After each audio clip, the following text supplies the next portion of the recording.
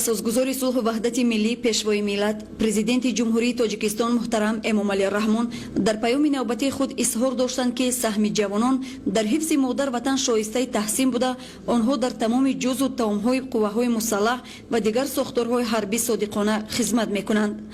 جوانان ناحیه شمسیدین شاهین از سخنان خیرتمندانه پیشوای معظم ملت روح الهام تازه گرفته با افتخار شرفمندی و نخستین روز دعوت بهاری اختیاراً آمادگی خود را برای حمایت مرز و بوم، آرامی و ثبات تاجیکستان عزیزمان اظهار داشتند.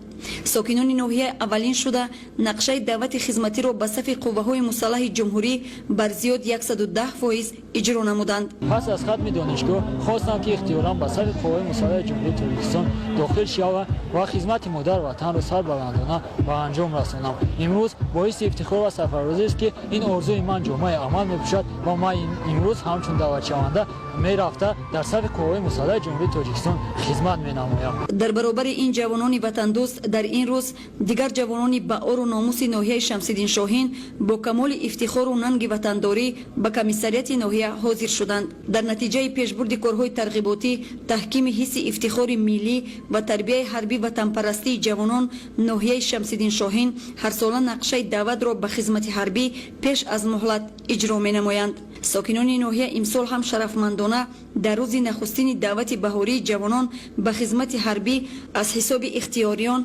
جوانان روحان سالم نقشه دعوت را پورا اجرا کردند. در چورابینی روز دعوت شونده که در باغ فرهنگی فراغتی ناحیه با اشتراک دایره زیاد ساکنان، افسران و سربازان اتریاد سرحدی گذرانده شد. حاضرین اوید به خدمت صادقانه در نزد مادر وطن، حمایت مرز و بوم، حفظ دستاوردهای استقلالیت و آرامی و آسایشتگی کشور برآمد کرده ابراز داشتند که خدمت در صف ارتش ملی مکتب شجاعت و مردانگی است و در حیات آینده هر یک شخص نقش مهم دارد.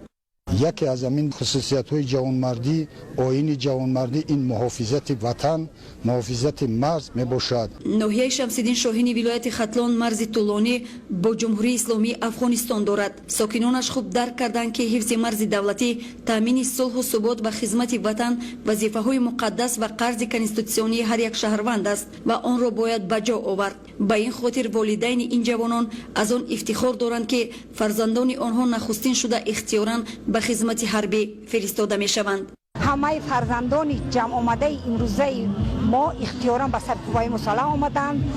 برای ما مادران این یک باعث افتخار می باشد. می خواهیم که فرزندان ما در حمایت مرز بوم وطن در خدمت مادر وطن با یک سری بلند، با یک افتخار، با روحیه وطن دوستی سربلندانه با فقط خدمت خود را به انجام رسانند، به نزد پدر مادر خود برگردند. از طرف شعبه فرهنگ ناحیه بخشیده به روز دعوت شونده و پورا اجرا شدن نقشه دعوتی بهاری جوانان به خدمت حربی چاره‌بینی فرهنگی تشکیل کرده شد. اهل هنر با سرود و ترانه‌های وطن دوستانه تب حاضرین را بولیده گردانیدند.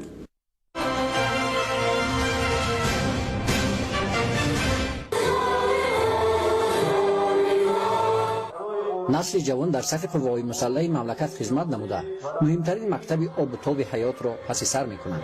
محض در همین جا جوان پسران درس شجاعت و مردانگی می‌آموزند. قرض فرزندی و جوانمردی، محافظت خاک پاک وطن مادر را به جا می‌آورند که شرف بزرگترین برای هر یک جوانمرد محسوب می‌یابد.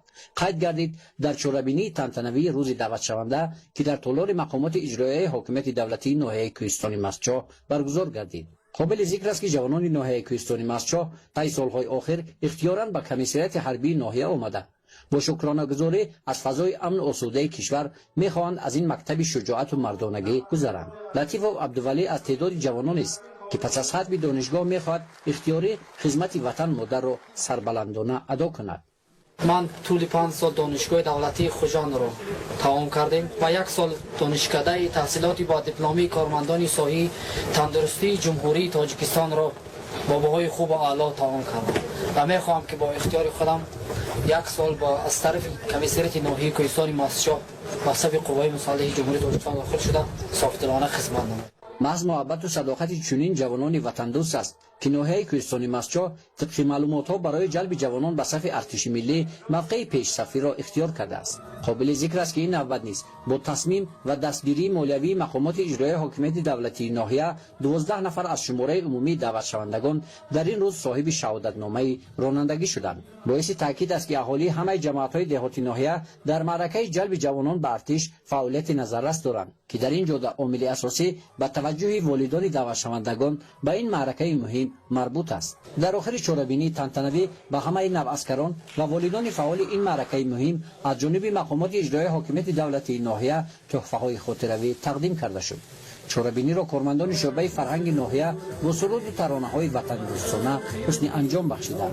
قمرالدین ودینیف، ناحیه کوهستان ماسچو، جهان نما.